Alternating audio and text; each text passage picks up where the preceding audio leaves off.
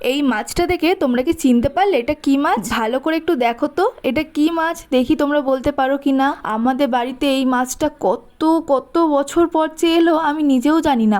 কবে যে এই মাছটাকে আমি লাস্ট দেখেছি আর খেয়েছি আমি নিজেই ভুলে গেছি, আমার মা বাবাও ভুলে গিয়েছে। প্রায় 10-12 বছর কি তারও বেশি হবে হয়তো এই মাছটা আমরা খাইনি। অবশেষে কালকে একজন দিয়ে গেছে এই মাছটা, আমাদেরই পাড়া প্রতিবেশী, তাদের সাথে একদিন মা গল্প করছিল এই মাছটা। এই মাছগুলো আমার মা আবার কাটতে পারে না, সেটাই তাদের সাথে গল্প করছিল। তারা আবার বলেছে তোমরা কি খাও এই মাছ? মা বলেছে হ্যাঁ, তবে অনেক দিন খাইনি, পেলে আমাদের জানাবেন তো আমরা কিনবো। কিন্তু তারা দেখি এমনিই দিয়ে গিয়েছে, আবার কেটে পরিষ্কার করে ধুয়েও দিয়ে গিয়েছে। আজকে আমার মা এটা রান্না করবে। হ্যাঁ, এই মাছটা কী মাছ সেটাই তো তোমাদের সাথে বলা হলো না।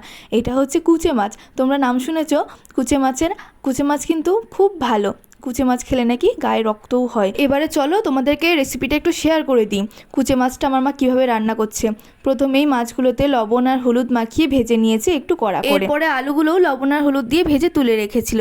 তারপরে কড়াইতে দিয়ে দিয়েছে গোটা জিরে, শুকনো লঙ্কা ফোড়নের জন্য। তারপরে পেঁয়াজ কুচি দিয়ে ভালো করে ভেজে নিয়ে টমেটো কুচি দিয়ে দিয়েছে। লবণ আর হলুদ দিয়ে পেঁয়াজ আর টমেটোটাকে ভালো করে ভেজে নিয়েছে। এরপরে মশলার জন্য দিয়েছে জিরে, ধনে, কাঁচা লঙ্কা বাটা, তার সাথে দিয়েছে রসুন আর পেঁয়াজ বাটা।